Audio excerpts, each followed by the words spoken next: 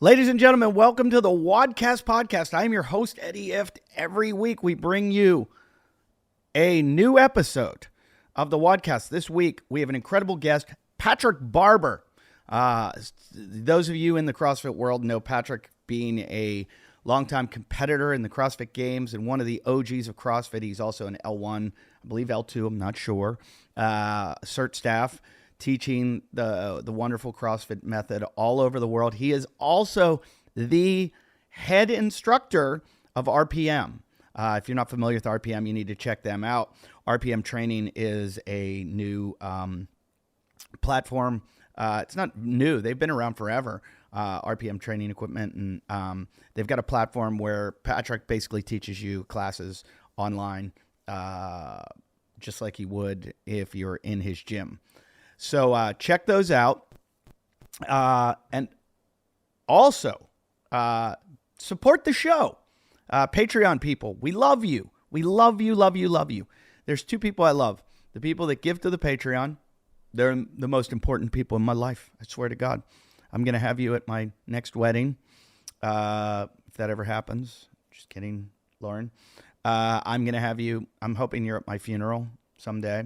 My Patreon people. And no, you're great. You keep the show rolling. It's expensive to do this show.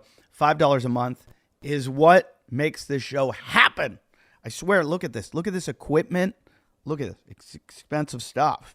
And Machete, I got to feed him. You understand what it takes to feed that guy? That guy eats a lot of burritos. Machete, editing, social media. We're on YouTube. We've got clips up on Instagram. It all costs, please, Patreon, $5 a month, and you can also get a Maya Pucks and a leopard paw in the drawing. Oh, shit, I had a winner for this week. Who was the winner this week? Jeremy Lesniak won last week. I had a winner this week. Yeah, every week we give it away. The Maya Pucks is an electronic muscle stimulator that you use. It's basically going to, I'm not saying this like, hey, this is what they say. I'm saying this from my own experience. You put that on, it can override the pain signal. So if you've got like back pain or something, this will make the pain go away in your head. Your brain goes, oh, I don't feel that, because you get like a tingling. Anybody that's ever used a TENS machine, that's what this is. And then it's also got an electronic muscle stimulator that'll make your muscles twitch that actually bring blood flow to the muscle, which then brings new proteins, and then it expedite. I don't know. Tomato. Somebody tell me what you think. Anyways, what it does is it makes the inflammatory process happen quicker, and it flushes everything out through your lymphatic system. There's also a thing called a leopard paw. It's like a Graston, like a schwa gua, like a piece of metal. It's a piece of metal that you scrape. It looks like a butter knife. Yeah, that's the ticket. And you scrape your adhesions. And if you're like, what are my adhesions? Adhesions are that stuff that gooks up and gunks up. Gunk, is that a word? Who knows? But adhesions like basically the stuff in your fascia. Fascia is in between your skin and your muscles. And what happens, it gets like clumpy in there, and then it prevents blood from going there. And then that's when you have pain, inflammation, injury. So you kind of mash this shit up and get it out of there, and then it brings good blood flow. So you got to take care of yourself.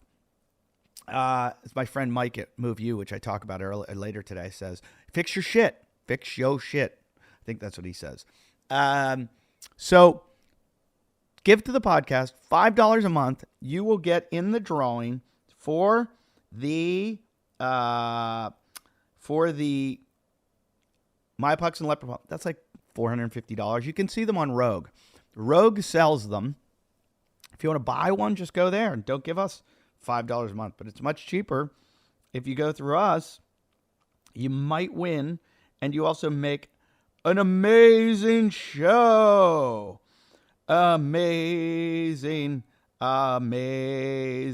This show is the best show in the world. People come to me from all over and say it's the best show ever.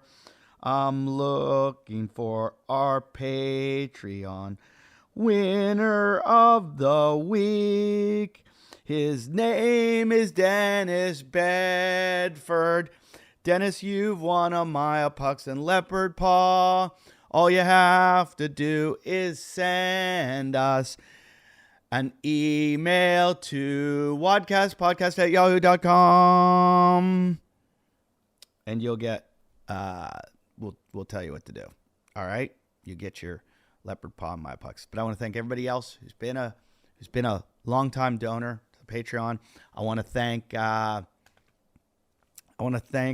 everybody who goes on iTunes and rates, reviews, and comments. It's awesome. It really helps us. I mean, it's amazing. I could have like 1,000 new subscribers, but like 2 comments will like make me go up in the ratings more than that. They love comments. They love ratings. I don't know why, but they do. And then when I get into like, when people see that we're a highly ranked show, people listen to the show. They go, what's the show all about? They listen to it. So that's the way it works. All right, let's get to, we talked about the episode, clearing the throat, clearing the throat. I am on tour. I'm leaving in about an hour for Calgary, Canada, to play Yuck Yucks in Calgary. That's really the name. Yuck Yucks, Calgary. That's 28th, 29th of January. Then February 3rd, 4th, 5th, 6th. I'll be in Vancouver, okay? 3rd, 4th, 5th, 6th, Vancouver. I'm in a place called the House of Comedy. It's actually in Westminster, British Columbia. It's like east of Vancouver. Come out and see me. Send me a message. Anybody want to go skiing with me in Whistler? I'm going to rent a car. Friday and Saturday, I'm going up to Whistler, Blackcomb. I got nobody to ski with. I don't like to ski alone. If you want to meet up with me and you're like, hey, dude, I'm going. I want you to come with me. Bring that COVID cough with you. I don't have COVID. Couldn't get into Canada if I had it. All right. But that's the deal. Vancouver, Vancouver, Vancouver. Let's do this. Okay. The next week, I'm off. No shows because I'm going to the daddy-daughter dance in Malibu. Then I'm in Chicago. Rosemont Zanies on the 17th and 18th. Rosemont Zanies. 19th, I'm in Chicago at the Improv. These are all Zanies. All 3 of them are Zanies. 17th, 18th, 19th, Zanies. 17th and 18th are in Rosemont. 19th is Chicago. And then the 20th, which is a Sunday night, Milwaukee, I'm playing the Improv in Milwaukee. So come see me on the 20th. That's just one night. Then the 25th, 26th, Boston, Massachusetts. I'm going to be there. So park your car at Harvard Yard. Always wanted to say that, but I hate it. Yeah, so all you massholes, come out and see me at Laugh Boston. I'll be at Laugh Boston. Is this a terrible Boston accent? Yeah, I'll be at Laugh Boston. I believe that's in the Westin Hotel in the Seaport. It's a good club. It will sell out. The Boston, that will sell out. Get your tickets. 25th, 26th of February. Always sells out. And then I'm off to Costa Rica. Ventura Comedy Club, 18th and 19th. I'll be at the Ventura Harbor Comedy Club. Then 21st through 27th of March, Las Vegas. I'll be at the Comedy Cellar in Las Vegas. April 8th and 9th, Steamboat Springs, Colorado. April 13th, 14th, Vail, Colorado. April 15th, 16th, Denver at the Improv. And then the 21st through the 24th, I will be in St. Louis at the Funny Bone in St. Louis. Then May, I'm going to be in Las Vegas at the Comedy Cellar again. And the 19th through the 22nd of May, I'll be at Rooster T. Feathers. So, hey, everybody, get all your tickets. Come out and see me. This could be a good time. All right? Seattle, I think I'm coming to. All right. So that is it. That was a long period of giving you all my dates. But here's the deal. That's part of what I do this show for. This show is to entertain, inform, and also promote my career as a stand-up comedian. So please get your tickets, come out and see me, and support the show. And also, always say hi to me after the show. I do meet and greets, especially because I've had COVID. I had the Omicron virus, which is also known as Corona Light. I'm going to run that joke into the ground. No one really thinks it's funny except for me. All right, got to get the show moving because I got to get on a plane. I'm flying to Calgary, Canada. Here it is. Pat Barber. I told you about him. He's one of my favorites. Love talking to him. He's a surfer. So we always have a lot to talk about. He almost killed me once out in Santa Cruz. Took me out in like 12-foot high waves, 12, 15. I don't know. They were huge. At a place I'd never surfed before. I like to go left. It was all right. And he was like, yeah, you're fine. Every wave I'd paddle into, it looked like a wall that I was like about to fall off of and have like Niagara Falls come onto my head. And he's like, what's wrong? And I'm like, oh, nothing. And then I got caught on the inside and got smashed like 80 times. So thank you, Pat Barber, for taking me on that trip. And I hope you guys enjoy the trip that Pat and I are about to take you on because this was an amazing episode. All right? Enjoy. Now you can say anything you want. Got it. Now I can beg for forgiveness for completely putting you off and ignoring you for days and days. Yeah. Whatever. I'm so sorry. Whatever. As well, hey, buddy. As well as I speak about you on this show. and you were 10 minutes late. I'm so sorry. I'm so sorry. What's going on? Is that your gym / surf room? Yeah, I mean, so you got behind me, you've got all my surfboards and whatnot. And then if I go this way, you got my gym and studio and my amazing jump rope collection that is inappropriate to say the least. Is that in your house? This is my garage. Yeah. But it looks bigger than a garage. It's a very large garage. Is that a 3-car? This would be a 3-car garage, but you can't even pull any cars into it based off of, they not boarded up. They put doors in right behind the computer here. It's like, I think they were going to make it a living space, but then they didn't. Okay. So they left like one garage door on the end. So it's almost like this perfect gym setup because I have normal doors and then one single garage bay door. And like, it's crazy. It's so you don't use it. You let your cars just get obliterated outside. Obliterated. Yeah. I mean, I have a Sprinter van. It couldn't fit in there anyway. That's true. Because I have a garage that is my gym that my wife always wants her car in, and lame. And I don't like putting weights back. Why would you put weights back? That's what I say. And she's like, I need to pull my car in. I'm like, well, then you need to learn to lift because 100%. I can't do that. You're doing it for her, right? You're trying to make her stronger. Yeah. She needs to. Life gets tough, and she needs to be stronger, especially when the apocalypse starts. And started. We're midway through. I think that I forgot.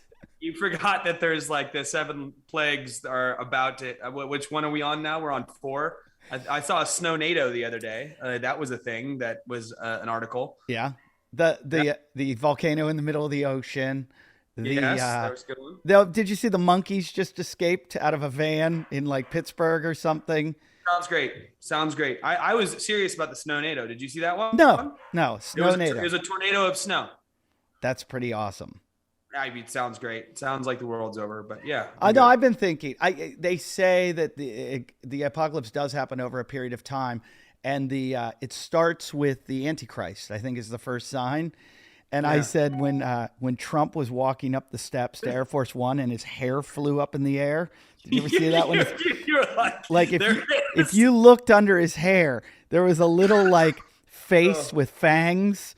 And it was like, it was in there. And Voldemort's in. Yeah, it's no, I think you're right. I think we are in the midst of it. I really do. Yeah, I mean, I would not. No one would have a solid argument against that. I mean, anyone who pays attention would be like, no, yeah, we're in the middle of it. I used to have a bit about it where I said, look, and This is before I had children. But I used to say, hey, if the apocalypse is happening, I'm kind of like, if that's how I die, yeah, because like I never wanted to leave a party early. Like I wanted to, that one time, this is a true story. One time when I was in high school, my friends, we would always like go out and there'd be like one driver and then we'd go to a party or whatever. Well, one night we were all like, party was over. We're all going home and they dropped me off first. Yeah. And then in school on Monday, I find out that as they were like going home, after they dropped me off, they ran into two of our girlfriends and the girls' parents were out of town and they all went hot tubbing at the one girl's house and all the girls like took their clothes off. And from that day forward, I was like, you're dropping me off last. Like I'm never getting dropped off first. Did you ever hear the old David Tell skit about that? No. Like, you should have stuck around. Good stuff, I know the bit always happens, right? Oh, you should have stayed, man. Like where he's like, there were supermodels after you left. The Dixie Chicks broke in and started giving hand jobs. Like it was free Walkmans and bubble gum. Yeah, it was so good, man. That's one of his greatest jokes ever. Man. So I used to open for Dave a lot, and I knew his act word for word. And he would forget jokes. And I would be like, Dave, you need to do the one about blah, blah, blah. And he'd be like, I don't know that one. And I'm like, I'd be like, you say this, then you say this, then you say this. And he's like, I never said that. I'm like, yeah, you did. And it was really funny. You killed it. Do it again. Yeah, he's the best at deconstructing a joke too. He'll have like an amazing joke and then he just reworks it all the time. And it'll be the best joke you've ever heard. And then after about like 12 shows, it doesn't work anymore. And you're like, why did you do that? And then he just throws it out. And the guy's got more material than anyone I've ever seen. I can't wait till they make a documentary about him. Where is he right now? He's in New York. He's touring. I was at the Irvine Improv this week, and he's following me 2 weeks later. And anybody that like, if you get a chance to see him while he's alive, because he is the greatest living comedian there is. And it's special to see him, like, especially in like New York where he like the less he cares, the funnier he is. Oh man. Yeah. His delivery is so dry. And like, it's like everything, like I've loved Dave, like ever since Insomniac days when he had that show. And then he had put out that one special during that time. And back then you couldn't just like go online and watch it. I had to like buy the DVD from someone, or like, no, I bought a CD from someone who ripped it from somebody else. Skanks for the Memories. Yes. Oh my God. It's such a great album, man. Yeah. The best. Anyway, that he holds a very special place in my heart. And he's a wonderful guy. He's like one of the nicest guys I know. That's awesome. And he's so fun. He'll call me at like 3 a.m.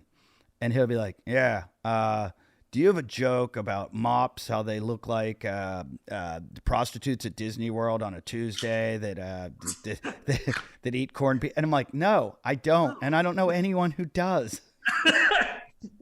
I tried to play Skanks for the Memories for my wife and her parents. Oh, good idea. We were on like a road trip and I was like, oh, great comedian. I was going through and I pulled it up. And didn't quite land how I was hoping it to. I was dying. And they didn't think it was as funny. I think they have bad taste in humor, but that's just me.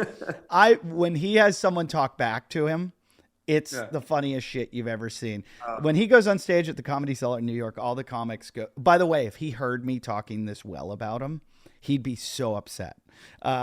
He doesn't like you to compliment him. He doesn't like. Oh, gotcha. Yeah, gotcha. So, but tell he sucks. That's what you were saying. Yeah, he really sucks. But like, we all go in the room when he goes on stage. Like we'll be eating, we'll like run downstairs to go watch Dave. And awesome. One time I saw him say something that I fell off my chair. Some guy goes, fireworks. You ever play with fireworks when you were a kid? And some girl goes, yeah, I did. And she goes, I did. And my sister did, and it blew her hand off. And Dave goes, oh, so now she's got like a hook or something. And and she goes, yeah. And he goes something like, well, then look at the positive. Now everybody wants to fuck your sister. He goes, everybody likes a gimmick or something, and he goes, everybody wants to fuck him. my God. Okay. And then and then I forget, there was more to that was really funny, but no, some guy goes to him, I fucked your sister, and he goes, I fucked your mother, and Dave goes, well, then you're a really good person because my mother's dead. And the guy goes, oh yeah. He goes, yeah, let's take a vote. Who here thinks this guy's a good guy? He fucked he fucked my dead mother. And then the guy said something else. He goes, I fucked your sister. And Dave goes, well, then you have AIDS because my sister's a whore. God. What a brutal dude. Just the best. When he did Insomniac, that's when he would drink all the shots of Jägermeister. By the way, I just butchered all of that because it happened. Right, it was all crowd work, and I got it wrong. And if somebody's like, "Hey, Dave said," I don't know if that's exactly what he said, but he did. He would drink Jägermeister. He's sober now, but he used to drink Jägermeister by like the quart load. And when I'd open for him, it was a few times I'd travel with him, and people come up to him after the show, and I don't know how many shots of Jaeger we were given, like hundreds. And I just remember watching him, and he does a lot of them, not anymore, but a lot of them, they go under the table. Like, oh yeah, thanks. Cause you can't turn them down. It's just like, you just got to act like you drink. You gotta take them. And so often he would just pass them to me, and he'd be like, here, Eddie. And I'm like, I think I'm dying of alcohol poisoning right now. But I learned how to do the shot where you're like, under the table, and just spilling. Like my feet would smell like Jägermeister all the time. Jaeger's brutal too. It's just, I had a buddy who would be like, yeah, no, Jaeger, it's paleo, 52 herbs and spices. And I'm like, 52 herbs and what are you talking about? That was like his loophole was like, no, I'm paleo, but I can drink Jaeger. And I'm like, okay, buddy. Jaeger is cough syrup, I think. It's just, when we were kids and we couldn't get alcohol, we used to drink, what was it called? Robitussin. Oh. Yeah, we would drink. What they make lean out of? What's that? Isn't that what they make lean out of? Isn't that the lean's like cough syrup? Robitussin's stomach. No, Robitussin's cough syrup. Oh, okay. And it had like a super high alcohol content, like 13% or something, or 14, like three times beer. So we would drink that and get really fucked up. I mean, like, it's dangerous. Don't do it. It's horrible. Yeah. I don't think it's the same anymore. I don't think you still can. You don't think you can get drunk? Let's look it up. Let's Google it. Robitussin. I could have swore lean was cough syrup. It was a prescribed cough syrup that they no longer make, and now it's like $1,000 for a bottle if you can find the actual cough syrup that they make lean out of. Lean. Lean, like, it's like the purple drink that rappers and stuff do. Oh yeah. That's illegal. Yeah. Well, it's a medicated cough syrup. Purple drink. How it's made. Here's what it says. It's codeine. That's codeine. It's codeine. Yeah. I rememthat. That. Rappers love that. Yeah. Yeah. Well, it was. I watched a really interesting documentary on it. It was the who's the guy who just passed away. He had that Dark Side documentary where he went into like subcultures on YouTube. It was really good, and he went into like gun running subcultures, and he's like he himself has a background in like, he's an actor, but he has substance abuse and car theft and all kinds of stuff in his background, so he's kind of got some street cred. So he can like go into these places and take camera crews and experience like these kind of darker subcultures of gun running and drug smuggling and illegal, what was it? It was abalone harvesters in South Africa and like all these ones. It wasn't Anthony Bourdain. You're not. No. What's this guy's name? It was really good though. And one of them was on lean. I want to see this. I'll find it for you and tell you which one it is, because it was genuinely like, I watched it and was like, dang, what a cool series. And then he just passed away, and I think they had filmed a few other episodes before he died, and then they're slowly releasing those episodes. I don't know who that is, but it sounds awesome.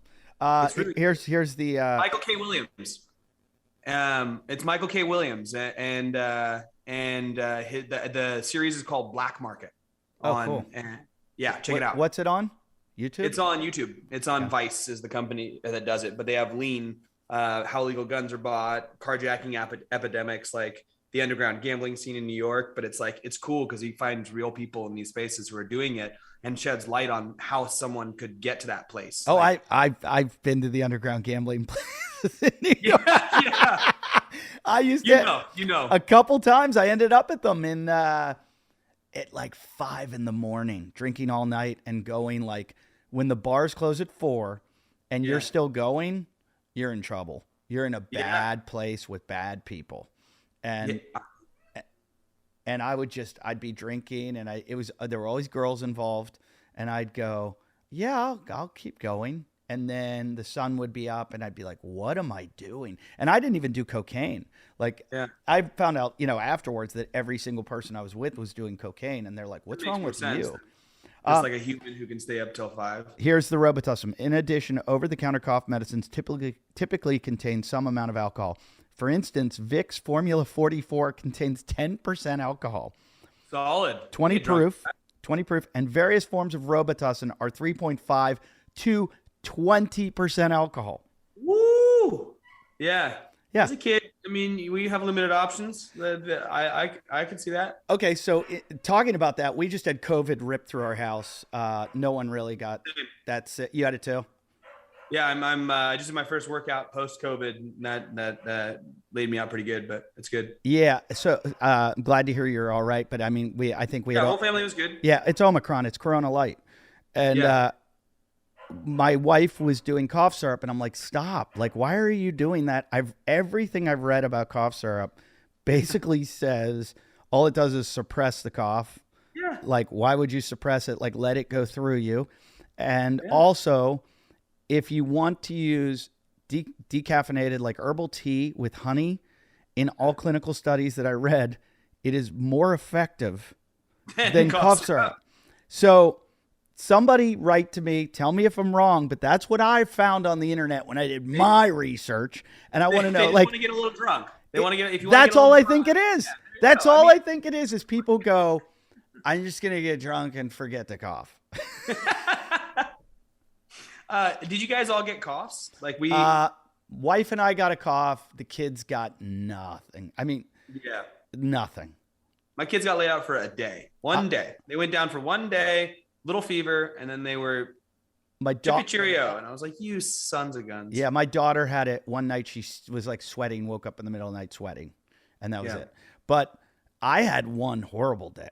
The first day was like spooky. Like I had headaches that wouldn't stop. And chills, fever, fatigue, backache, like weird. Yeah. So did you get the hip ache? No. Because so both my hips. That's how I knew I had it. Is so I went to Miami for Wadapalooza, and of course I'm gonna come home with Omicron from Wadapalooza. It was like deep in Miami, and like it was at the height of everything. And I'm just like, okay, whatever. Like it's going down. But I came home, and that night I tried to sleep the first night I was home, and both hips deep, like in my hip capsule. Like I was so uncomfortable that I was like rolling over and I couldn't find a spot. I got up at 3 a.m. and started doing like Wim Hof stuff. And it was bizarre. And it happened for 2 nights. And I reached out to someone, my little brother is a doctor. He's like, oh yeah, hip and back. There's this weird connection with Omicron and hip and back pain. And I'm like, what? So why? So I had it was like right above the tailbone and like the lower lumbar. I had this like I almost put like my Myopucks on and like my electronic muscle stimulator because I was like, this is painful.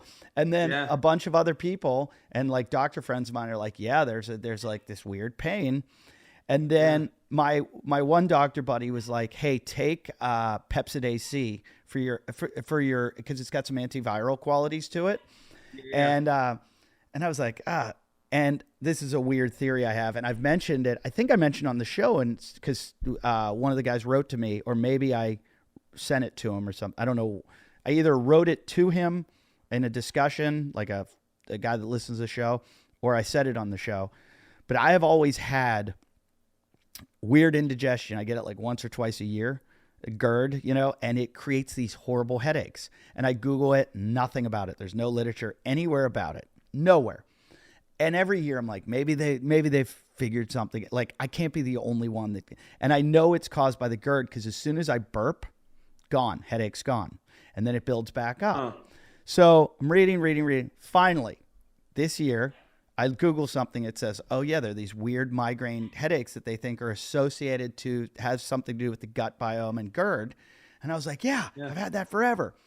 So while I was getting the horrible headaches during COVID, I burped and I was like, oh, that feels a little better. And then I was like, I wonder if the Pepsid AC is helping with that. So whoever it was did it. And they're like, dude, it worked. Yeah. Crazy. So I'm like, I don't think doctors do. I think we figure everything. Like, we, the public, just keeps trying shit. And somebody's like, I had 4 eggs. 4 eggs. I chugged Gatorade, and it was but good. It has to be yellow Gatorade. It has to be yellow Gatorade. I tried blue Gatorade. Blue Gatorade didn't do it. Something about the yellow dye number 6. And my COVID was gone. So you were patient zero though at your house? No, both my kids got it while I was gone. While I was in Miami. Wow. They got it. I landed from Miami and got it. I mean, I definitely had it from Miami. There's no way I didn't get it there. Just out of so many people, or just like your immune system was down? No, I wasn't asleep. 3 days of just like, because we were running the convention, so we were running our booth, so we were up till like, we'd start dinner. We'd get to the dinner place at 9:45. Yeah. So like by the time you're done with dinner in a group of 14 people, when you start at 9:45, it's midnight or later, and then you're getting up at 5 to go to and you're wound up. It's so hard. People don't understand that. People say to me, "Oh, like, well, I'll like when I argue with my wife about." Like, I come home from a show and sometimes I'll get home at midnight and she's like, well, why don't you just go to sleep and you can get up with the kids at 6? And I'm like, I wind down. I don't just come home, walk in the door and jump in bed. It's impossible. That'd be impressive. So, I mean, it takes me a good 2 hours to wind down and then I fall asleep. So whenever I have a show and an early flight, I basically lost a night of sleep. Yeah. So yeah, it's brutal. So especially if you start watching something like you turn on The Witcher or something like that, and you're like, fuck it, I'm in for like 7 episodes. I wonder about losing like a night of sleep a week on average for my whole life. I mean, if you trust the book Why We Sleep, then you're off to an early death. But what's done is done. Yeah, there's nothing I can do about it. But having that travel schedule every single week, there is at least one night of like ruined sleep, just ruined. And so I always like kind of fight with my wife about me needing sleep, and she's like, "Well, then go to bed earlier." And I'm like, "Then I don't have a life." Yeah, fair. I mean, especially with kids, it's like there's so little downtime that like as soon as they go down, like that's your time. So like, do you spend the time? Like, I don't know.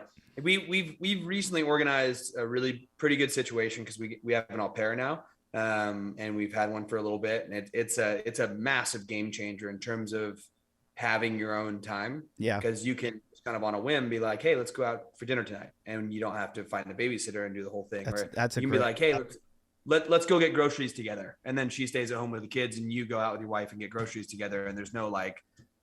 You don't need to worry about it. It's just it frees up some mental space, and I feel very privileged. That's a dream. That's a dream. We had a nanny. But like COVID ruined everything. And my wife just said today, she has an idea. She goes, I want to start a babysitting service of babysitters that have all had COVID, that they're like not afraid to go in a house, and because because of like all the exposure and everything. We've had our kids home for like a month, like this whole month of January. My daughter just started going back. My son can go back in like a few days. And so we have like one kid at least at home at all times, and there's no escape. Yeah. I feel you. I mean, I've got 3 kids that I homeschool. So Oh, It's Jesus. not a new thing to us, Ugh. but the au pair was huge. When And like when you say homeschool, who does the teaching? my wife and the au pair, and sometimes me. But we have a curriculum there's a homeschool curriculum by a company called Ocean Grove, Right. and they give us a curriculum that we follow through. And some things go over really well and are really straightforward and easy, and other things are less easy. And you're like, what is going on? How do teachers do this? Yeah.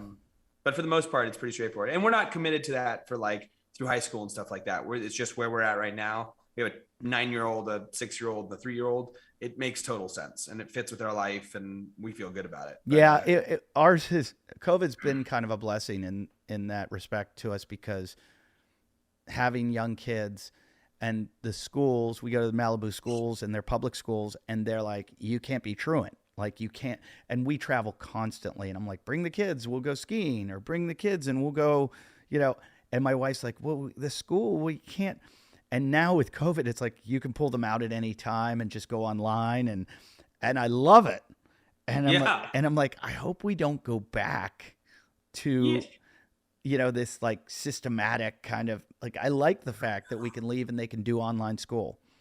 I mean, you hope that there's that possibility of like keeping the good that came with all this. Cause like, if not, then there's then we don't learn from anything and we don't get anything from it. Hopefully we can get some good stuff from it, like some freedom with schooling.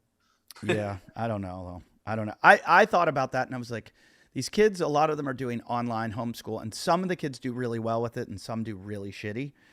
Yeah. And I thought, I'm like, why doesn't somebody create like a top tier, like elementary and high school that is online that you pay to get into, and it's like all the best teachers. And so you could send your kid to a private school like, Choate or Exeter or something, or there's even this school online that is that quality that your kid lives at home and doesn't have to travel across the country to go to that top, like Harvard Westlake. And they just go online and they have the best teachers in the whole world, and you pay crazy, crazy rich people money, and you get your kids at home and they have the best teachers in the world. I mean, you could totally figure out a way to do that. There just has to be someone at home with the kids all times, right? Yeah. So whoever would be handling that. I think too that there's so much to be said about the experience of school being not about the actual education that you're getting, and more about the experience of kind of being a little bit of freedom, like where you're making some decisions on your own, you're getting your ass kicked by certain people, you're putting up with some bullshit, you're like navigating the world, and there's some merit to that outside just the scholastic. Well, so why are you avoiding all of that and keeping your kids at home?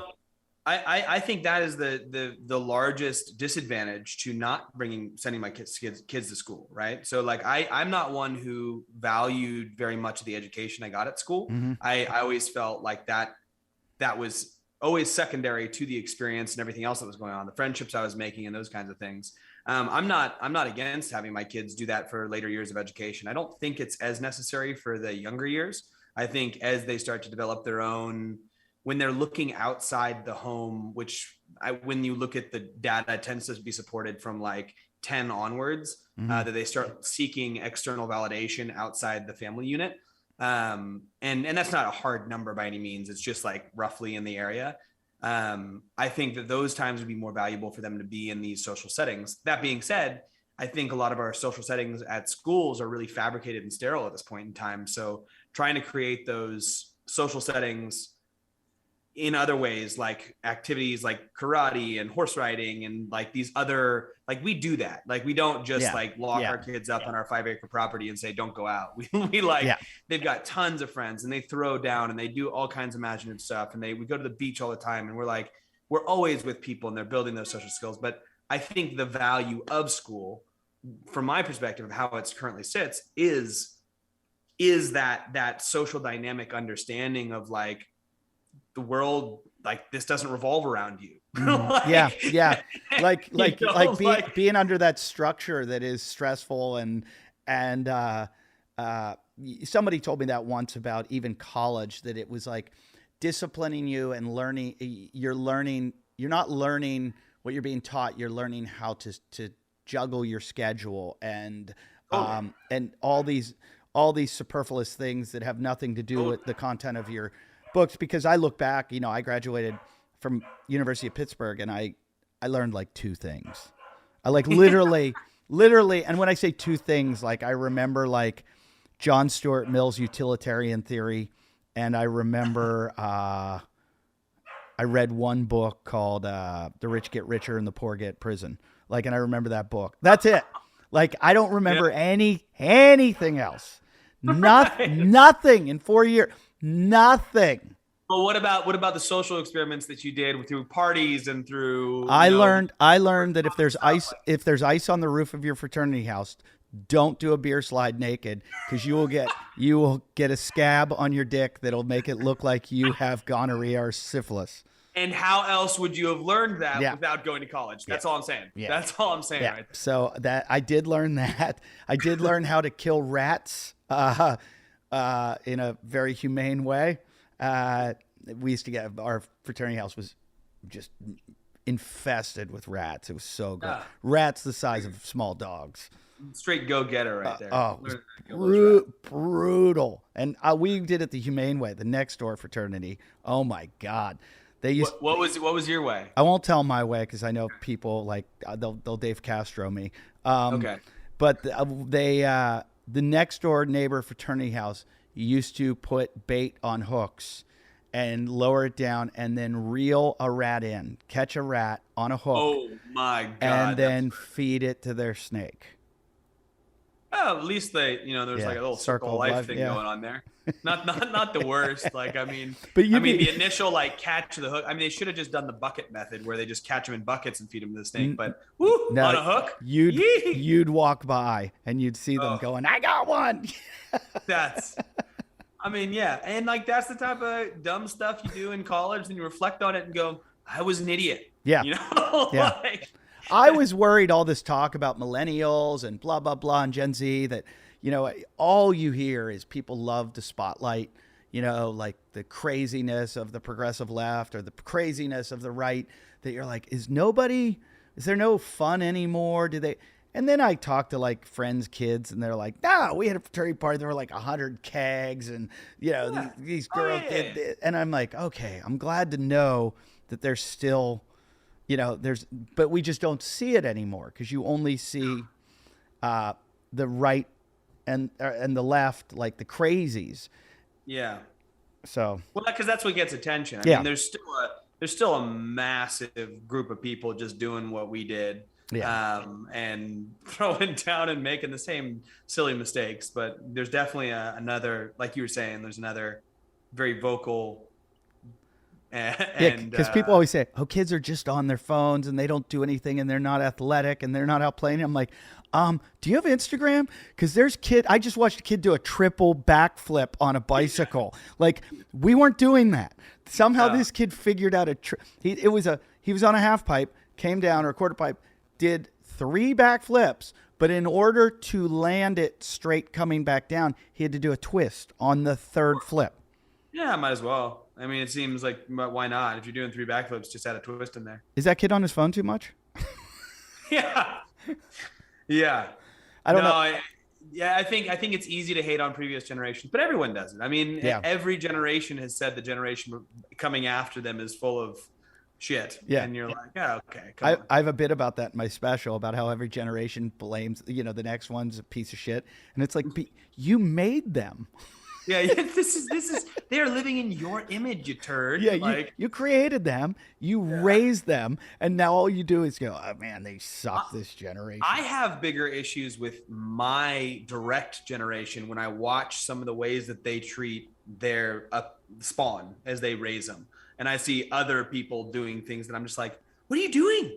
Like, what do you not pay attention at all to what you're doing? And it's just this bizarre. I wonder if I'd be that guy. I got reprimanded like twice today from neighbors about my kids and my parenting. What was your reprimanded?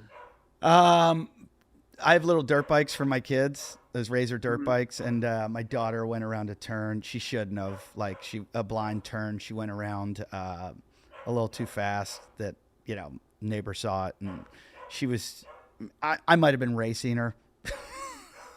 I think you misunderstand what I am saying, because that's legit in my opinion. I'm more of the lines of like hey, we're all gonna sit down at the dinner table and then you hand your kid an iPad and you're like, you're gonna watch iPad while the rest of us eat. It's like, what are you training them to do? You're training them to not pay attention to a dinner. Like that sounds like a great call. Like, I get it, it's a little bit of respite for you as a parent, but in the long run, that's training them to not be a part of your life. Not even long run. This last week with like all the COVID that was happening, and the fact that like my wife had COVID for like, I don't know if she had it bad, but like 8-9 days. Mine was only like 3 days. She was like out, couldn't do any work, couldn't do anything. We were producing. She's a producer on my special. The special was shooting. I shot that Saturday. Then the kids got it. We have never let our kids watch so much TV because we were trying to get all this shit done. But it's a tool, man. It's a tool, and you can use it, right? Yes. However, I have never seen my son misbehave so much as when we let him have the TV. Yeah, of course. Yeah, like he went crazy. And it was all because of excessive TV watching, and we never do it, and it was just like we had to get this stuff done. And, I'm with you. And today I said to him, I go, come on, we're going to go take the dirt bikes. We're going to go see these dogs and throw rocks in the creek. And he goes like this. And I go, and we'll go. He likes Paw Patrol. I go, we'll go see Mayor Humdinger's house. Do you want to go to Mayor Humdinger, who's a character in the show? Yeah. He goes, yeah, let's go in his house and watch TV. You're like, no, sir, no. See, and that's the thing is like, it's a beautiful tool. And when you treat it as such, and like, you just have to know understand the ramifications of it and use it to like aid your life at times. And I say this stuff, but I understand that some people are just, I'm in such a fortunate place. Like I talk about having an au pair, and I'm not like hurting for finances, and I have headspace and a beautiful, like amazing communicative wife, like all of these things are in my favor to where I can be the guy who says, no, man, you can't look at the TV right now. Yeah. And then have that fight. I think so many people are just at their wits' end, like just with life. Yeah.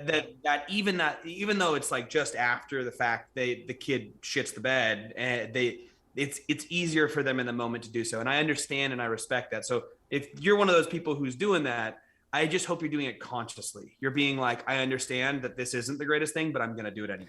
But I think in being on both sides of it and trying both, I found out that it's almost just as hard to give. Of course. Because you just make. We do it. I mean, I've done it. I'm not above doing it.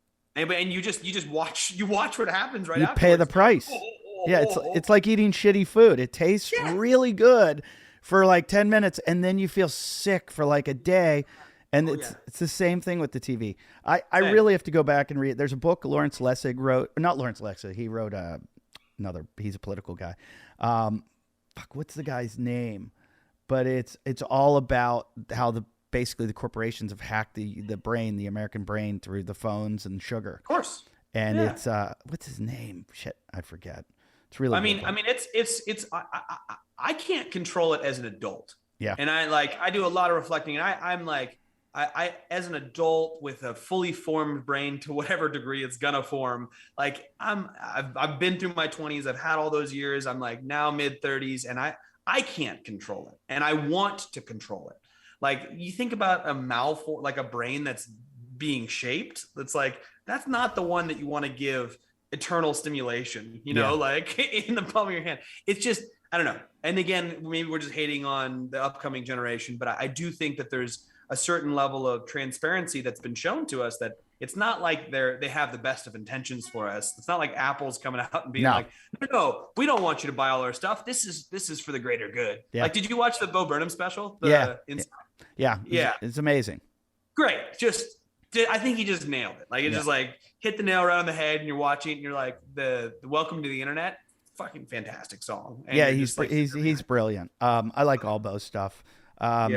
I wanted to ask you a question when you were saying there's a company, when you said that, all these companies are like, keep watching. They're not going to tell you. Patagonia had an ad one time where they're like, don't buy our jackets. Like Like keep your old ones, get them fixed, like sell them, keep them going. Don't, I've taken old jackets back to Patagonia and sold them to them. You can take North Face jackets to Patagonia and they'll repair them for you. That's hilarious. Yeah. So like it's part of their business model. Like, and I was never a Patagonia guy. I always saw them as like, I called them Patagucci. Yeah. I like hated on them. And I was like, what kind of a tool? Where's this? And then I read the Yvon Chouinard's Let My People Go Surfing. And I heard about the ethics behind the company. And I'm like, oh, like I'm happy to buy this stuff. Yeah. I don't have tons. I mean, I have because it's expensive as hell, but like I love their ethics. They've done, I mean, not on putting anyone on a high horse. I mean, that it's cool. Like they did a really good job. It's like Kelly's company, Outerknown, with the sustainable clothing. I just wore some of his stuff for my special, and it's really nice stuff. It's so expensive. So I bought one Outerknown sweatshirt, and I was like, yep, never bought another one, but this is sick. Yeah, like, it's great. I can't afford another one. And then and to wear it, and you're like, I'm wearing like old fishing nets. Like, how cool is this? Yeah, I love it. Yeah. So how was Wodapalooza? It was awesome, man. Hold on. Give me 1 second. I'm going to go murder a dog. Okay. Can you hear the dog? Barely. I just heard it when you said murder a dog. It's one of the three. Okay.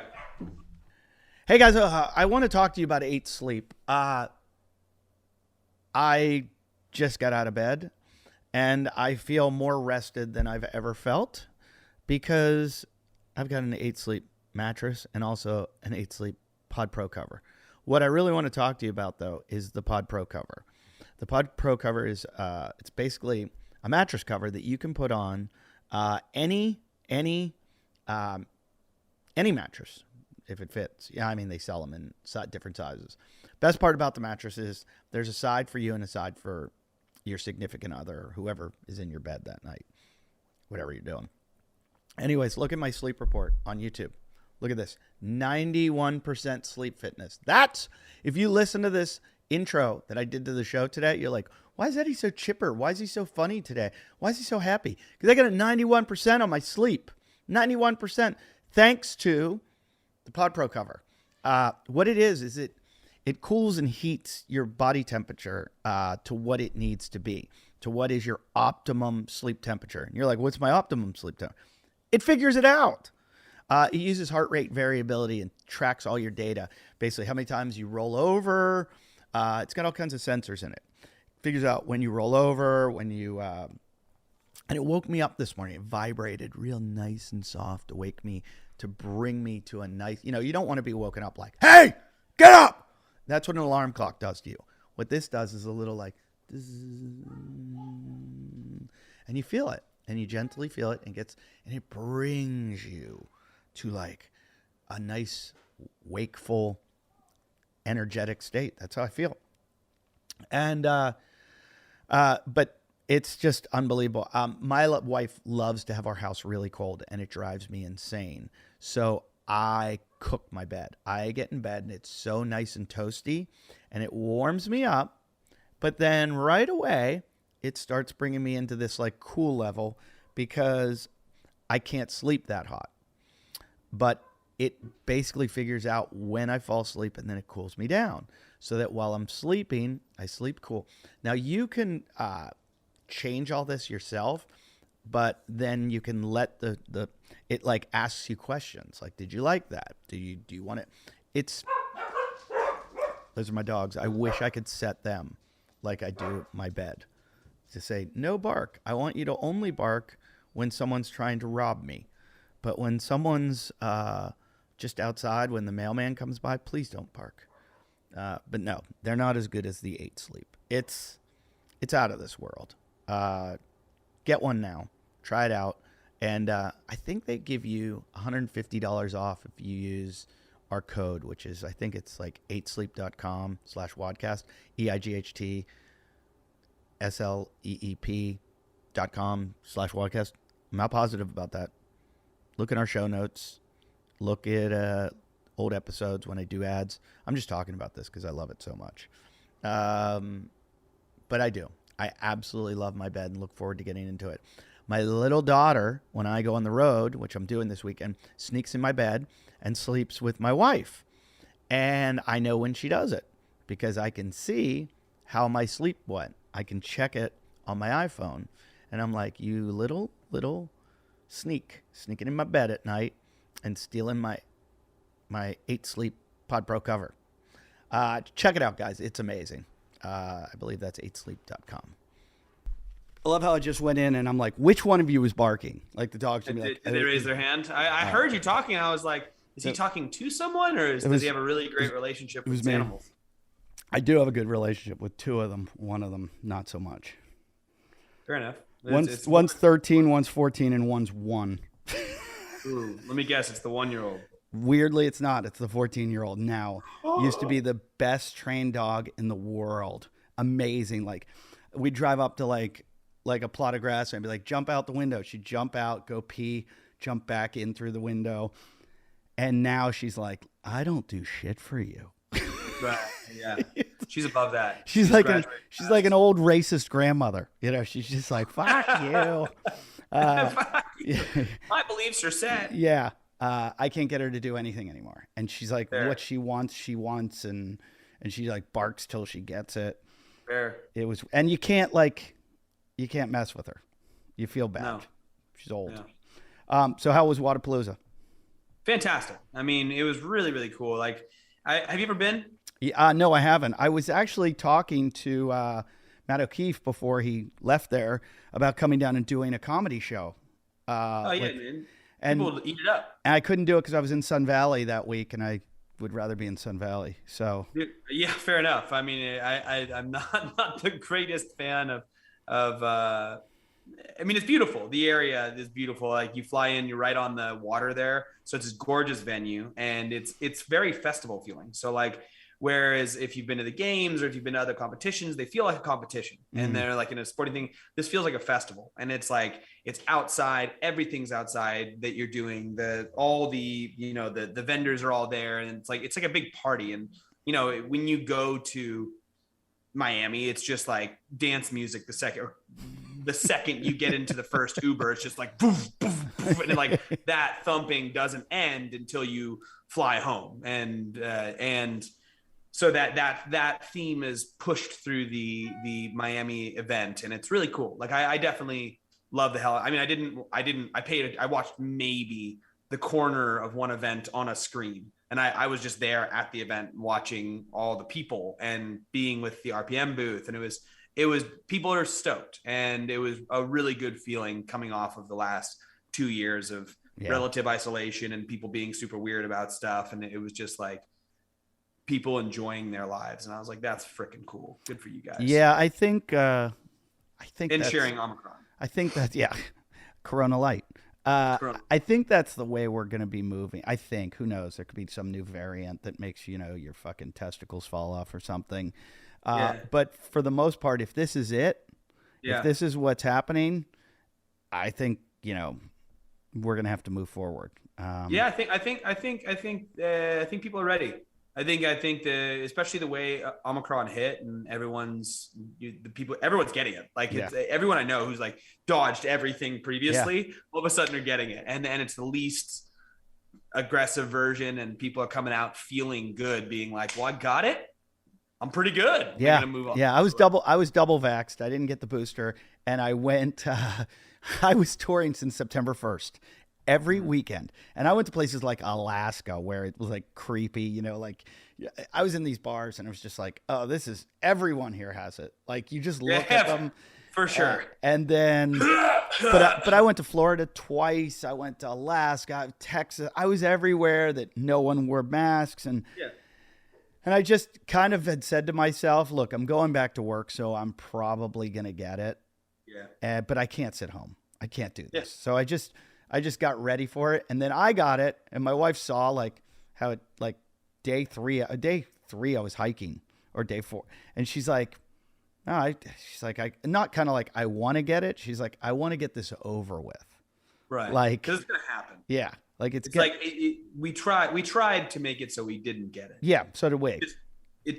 And no, I'm saying like the world tried to make it for the most part. That like it it's not going to happen. Not with the way. Look at New Zealand and Australia. Oh, they're hilarious to me.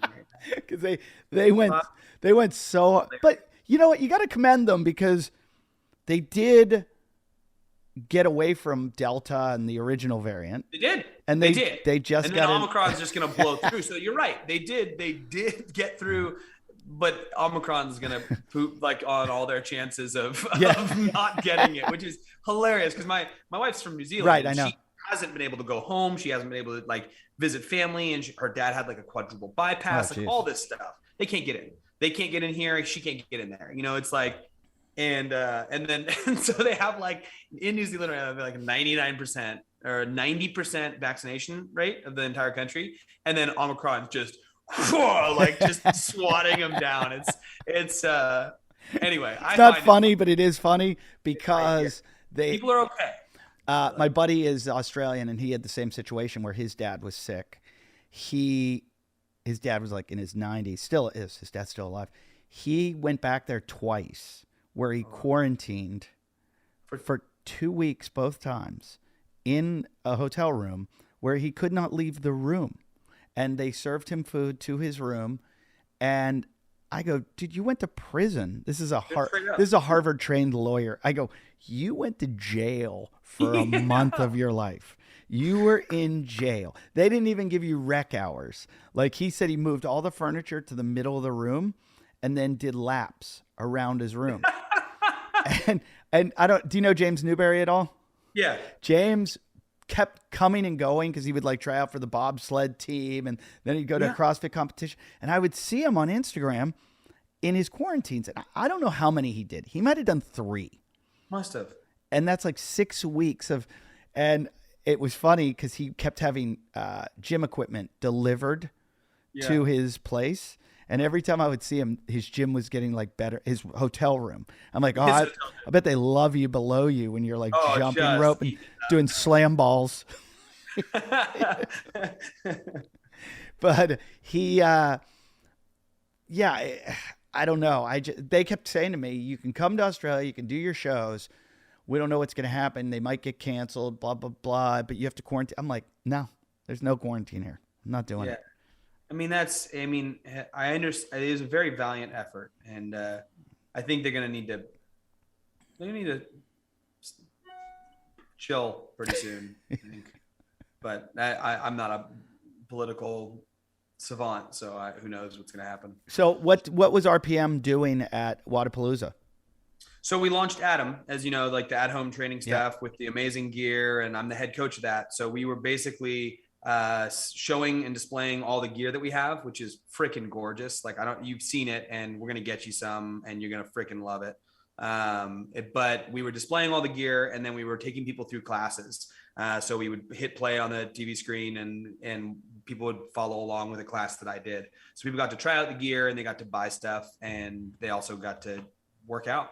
So we were there in a pretty big, and then we were just making connections. Like when you go to big things like that, it was like, we met with some really cool people from a bunch of different companies and some amazing athletes and people who want to be involved with what we're doing, which is cool.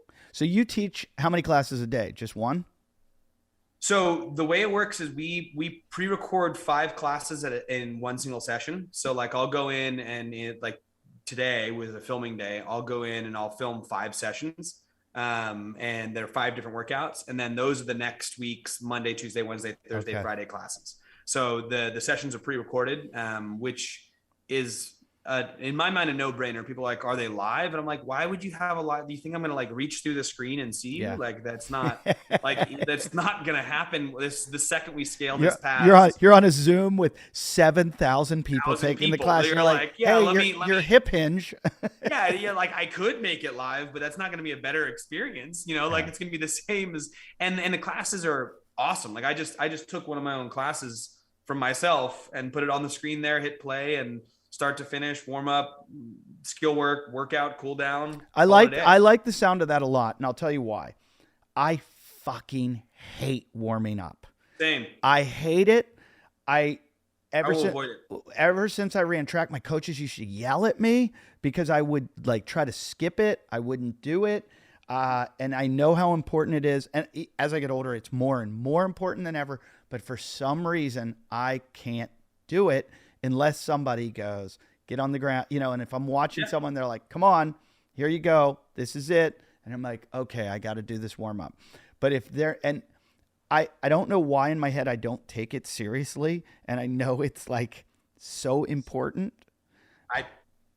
I'm the same, man. I'm like 100% the exact same. That's why classes were so magical for me. Is every time I took classes, I was like, I had to. Yeah. It's like everybody's doing it. I'm going to do it too.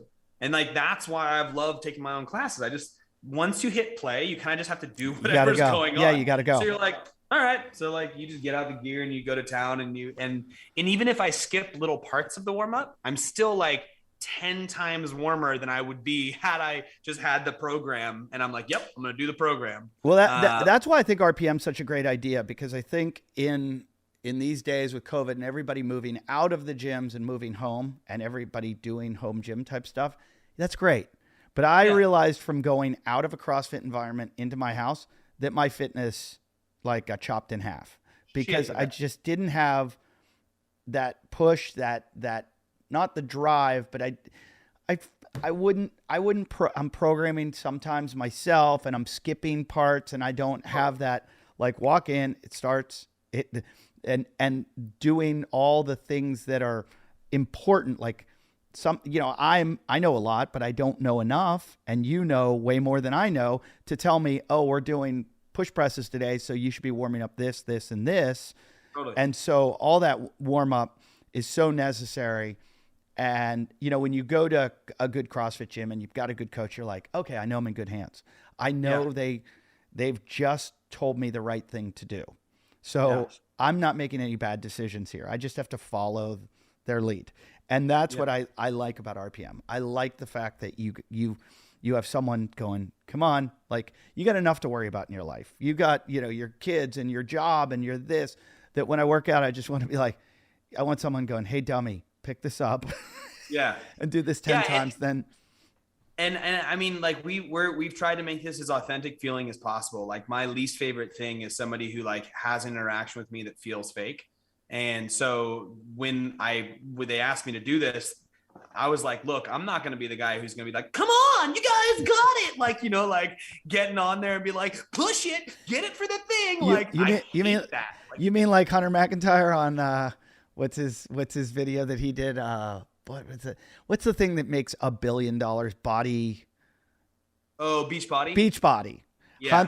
Hunter was one of those guys. And, was he? And and every hotel room I'm in, all of a sudden he shows up, and I'm like, oh fuck, I'll text him. I'm like, you're on here. Get off my TV. And it's him and his cheesy. Come on, everybody.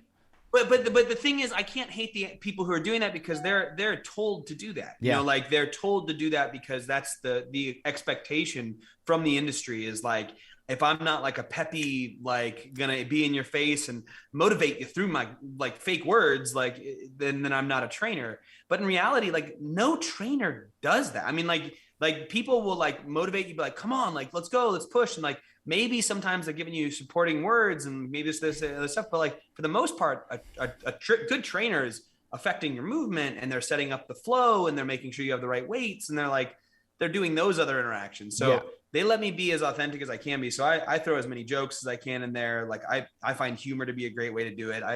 I get to like make fun of the people on screen. I get to affect all their movement, and I can say, okay, here's your update on your time, or here's how many reps you're looking to get. But I don't need to be something that I'm not, which has been fantastic. Like, I can't wait to watch it with you, because I think I'm gonna have a comedy awards for people in the fitness industry, and I'm gonna start picking like who's the funniest person in fitness. And I was just talking to him today, Mike at Move You. Do you ever watch Move? Yes. Oh, Mike's great, man. Do you have a connection with him? Because like that guy has been he does such a great job, like just educating and infotainment to the massive degree. He is an amazing dude. He is so fucking funny. He grew up where I grew up, and we didn't find this out. He came to one of my shows one night in San Diego, and because they're based down there. And he came to the show and he was like, I didn't know you're from fucking Pittsburgh. And Pittsburghers are like, oh, Pittsburgh, I'm from Pittsburgh. You're from Pittsburgh. We're from Pittsburgh. And we like fell in love. But I went to his house to interview him. And he was in the backyard shooting rats with pellet gun. And he's like, yeah, we got a rat. Second time we're killing rats on this podcast. Yeah. And I just found him really funny. And he was crazy. But he was so smart about human movement and everything. And he told me basically he was a chiropractor and he had tried all these businesses and nothing went well. And he finally just said, you know what? I'm just going to go online and give out the information free. And that's how it all started. He was like, I'm just going to educate people on what to do. And now it's like a multi-million-dollar business. Yeah, he's great, man. I've loved everything that he's doing. Like all the educational pieces he puts out, I'm just like, good job, man. Good job. I remember when they first started and they were just growing. Like they started posting things and I was like, who the heck are these clowns? and then I was like, because I'm really critical of content. Like this is my industry, and I'm a stickler for content meaning something. And they actually had meaning, even from the very beginning days. Like I would listen to him and I'd be like, that's cool. Like, good job. Like you delivered that in a way that like I wanted to listen and I got something from it. Like that's hard to do. I love how they do the body painting where the muscle, and when they explain, I'm like, oh, I always wondered why my hip works. I didn't realize that it goes the piriformis goes all the way through. Oh, did you see the zoomed in one of the like? I sent it to all my friends. It was and then it pans out and it's him and he's like doing the whole thing.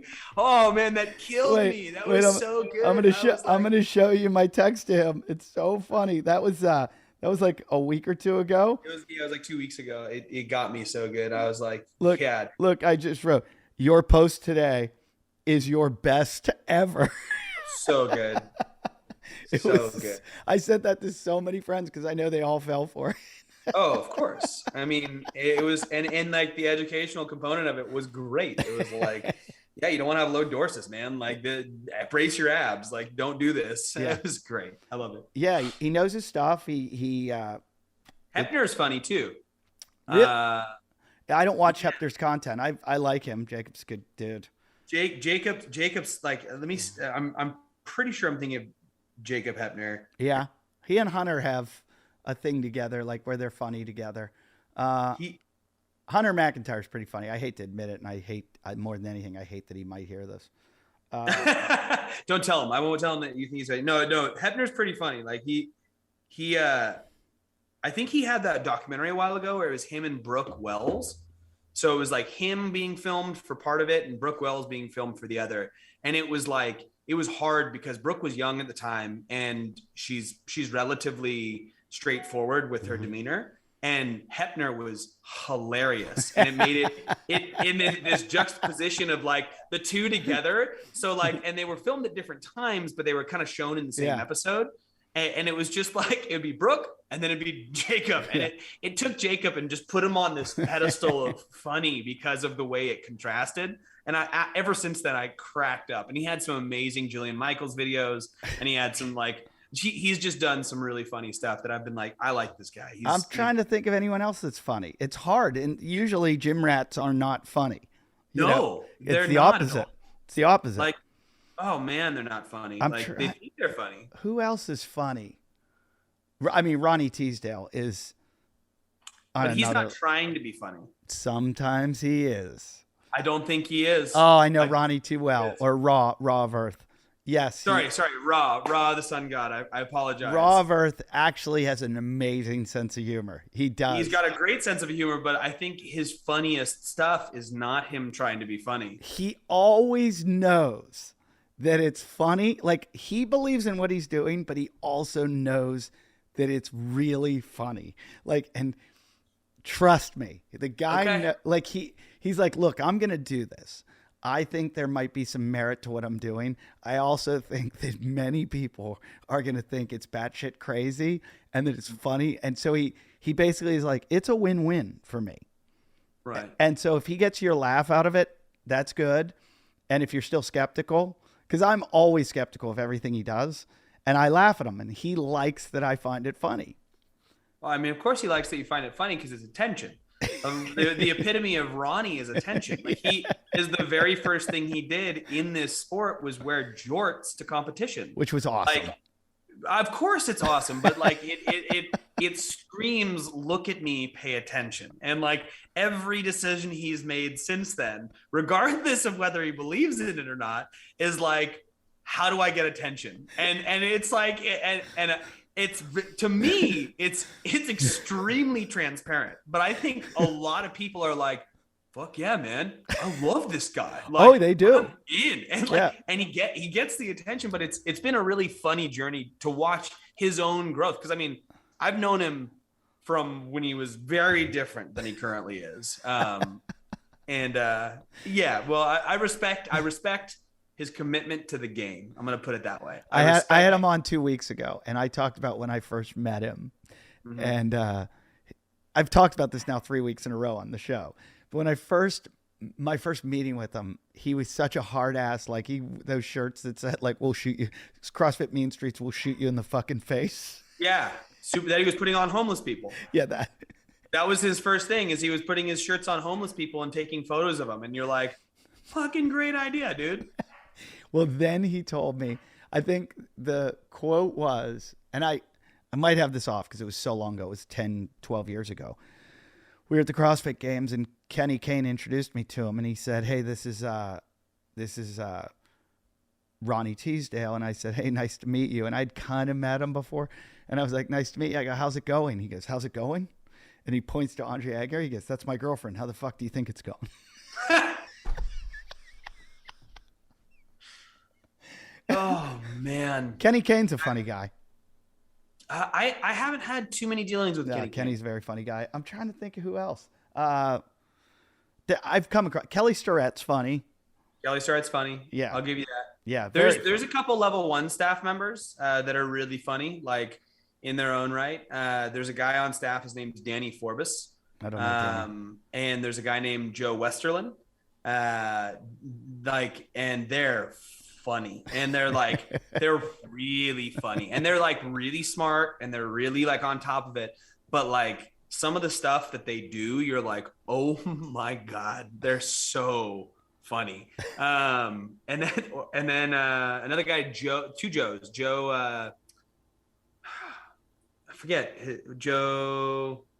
Why am I blanking? Joe Alexander. He's another one of the top dogs there, and Joe Alexander. Just like a very different kind of funny. Like he's an ex-SEAL, and he's kind of dry with his delivery and very deliberate with what he does. And he says stuff deadpan, like nobody can say it. And it's very meticulous. And when he says it, like it just, if you're paying attention, he's like one of the funniest speakers you'll ever hear. And some of those guys are really good at what they do. Well, I think CrossFit started with a really good sense of humor, and then it got a little too full of itself. And now I think it's I don't know where it is now. But I don't know where it is now either. I have a lot of fun with it. I'm waiting to see what's going to happen. But yeah. Well, I get to teach it. So I get to teach level 1s and level 2s. Oh, you're still doing?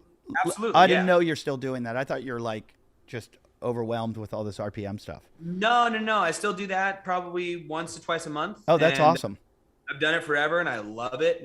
And kind of, like imagine if you had like a core bit that you had to deliver every time, and then you could build any content you wanted around that. Yeah. Like that's where I'm at with my delivery of all my material. It's like I could give all this info with my eyes closed backwards and have any conversation on it, but I can make it a really special experience for the people who walk through the door because I know the material so well that I can, okay, what crowd do I have right now? What type of a jokes can I use? What type of a interaction can I play off of? You're doing similar.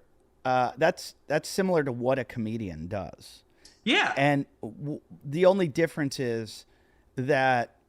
So I'll work an hour for about a year, the same hour over and over and over and over all year, and then there are the tent poles that are in there, and then there's kind of jazz around it where I'm like, well. Yeah. I get into them and out of them differently, but there are all the major points, and then there's fun for me to change it around. Otherwise, I'll go crazy if I do the same thing over and over.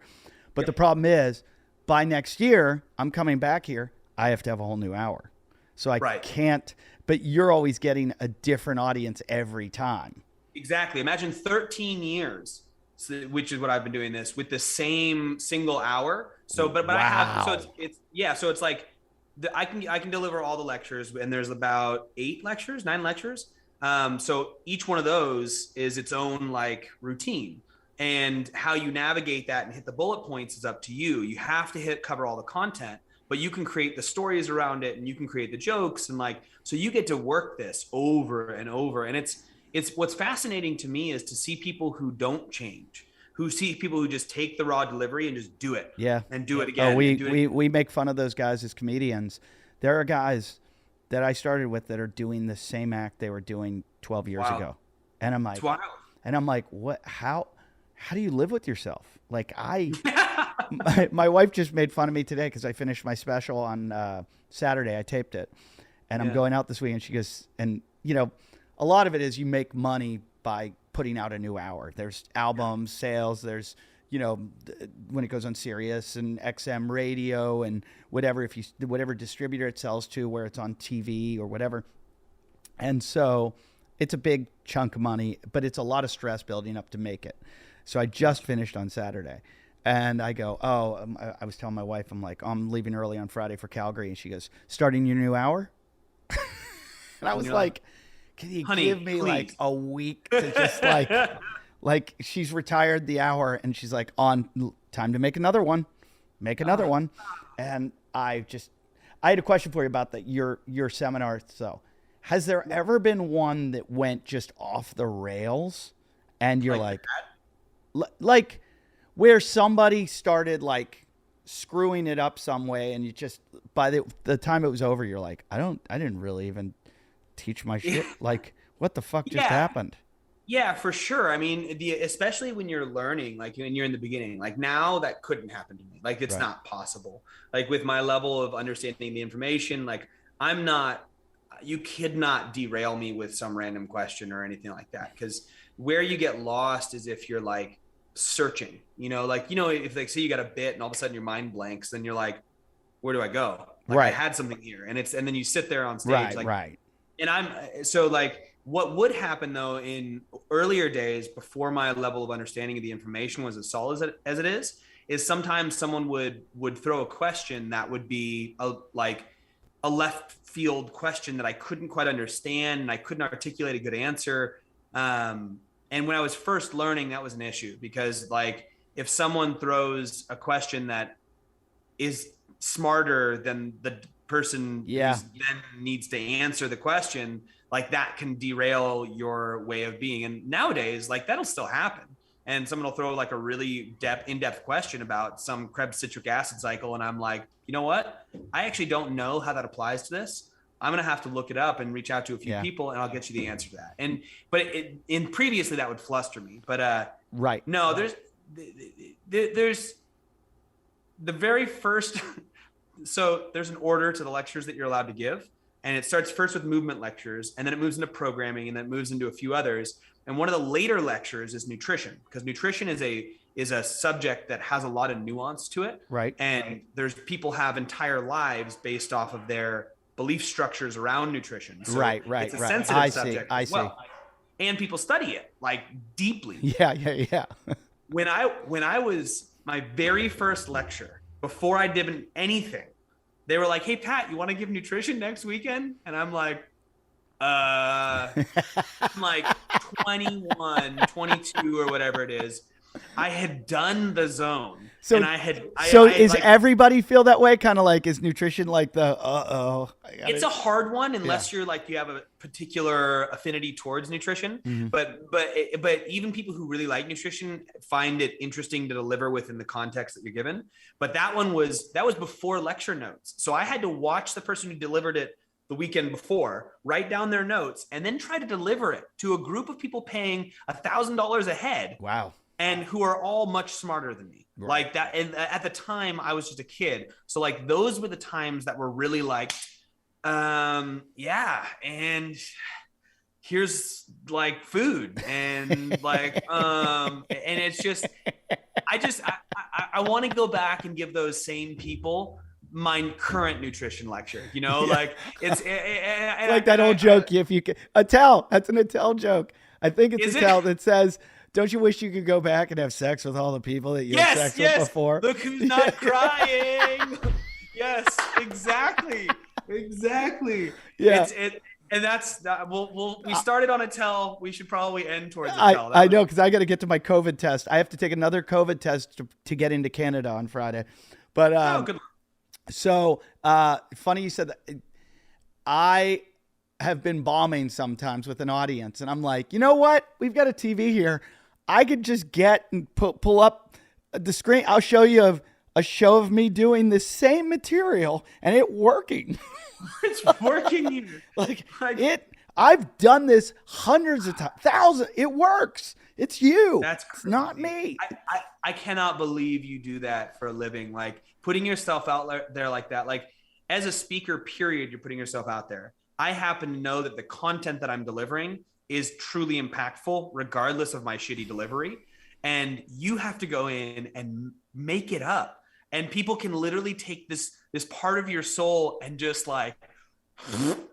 squash it. Yeah. I cannot imagine. That's the hardest part of stand-up is like, as you're an actor, as I've been an actor, I've done sitcoms and stuff, and you're reading someone else's written material and you go, I just need to make this as funny as I can and try to even make it funnier than they wrote it. You don't have to go, is this funny? Like, did I write something that is funny? But I like what you said about what you're doing is impactful and you're relaying this information to them. Where I'm going, there are times I'm on stage and I'm like, I'm talking about masturbating and getting caught by my grandmother. Like this is what I'm talking to a room full of 500 people about right now. This is what I do for a living. And this is my purpose in life. Like, and there are moments where I'm up there and I'm doing it and they're not laughing. And I'm like, what am I doing with myself? Why did I choose this? Like, oh, it's so brutal, you sadist, masochist. It really is. Hey, RPM. I love it. I think it's awesome.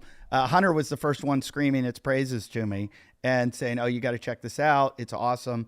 So then I looked into it. I think it's wonderful. How can everybody get involved with it?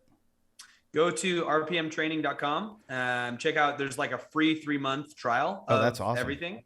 And you can also check out all the gear and stuff too. It's you can see everything there. It's really clear on the website right now. Like our website looks awesome and is very, very clear, but they're putting out a lot more content on the socials as well, but that's the main thing. Yeah. And your Instagram where they can find you? Pat Barber CF. Pat Barber CF. And mainly photos of me building stuff. I just booked Sunnyvale. I just booked it. I'm gonna be up there in April. I think it's April. Yeah, end of April. So bring a surfboard. The waves have been really good. We'll just make sure we don't go out at a place where you can't catch a single wave again. You almost killed me. Twice across 2 days.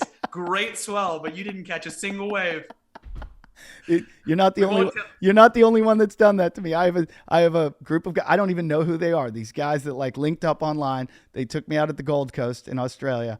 I paddled out and I didn't paddle out. I would start paddling out and I would turn around and start going back in. And I would sit on the beach and go, I know I can surf this. What is happening right now? And I would start paddling out again and I would turn around and go. I made like 5 attempts.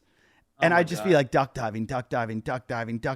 You know, when there's times where you have to like make it like you're trying to win the Olympics to get out there. That's what it was. And I was giving like 30%. Oh man. And I just kept letting it wash me in. I'd sit I am so done right now. Yeah. Well, I'm out of surf shape, but I'm going to Costa Rica for a week. So great. So, hey, thanks for doing the show. I really appreciate it. And I miss you. We'll have to hang. I'll see you in April, and good luck with everything. Yep. Good luck on your COVID test. Yeah, thanks. All right. Later, brother. Later.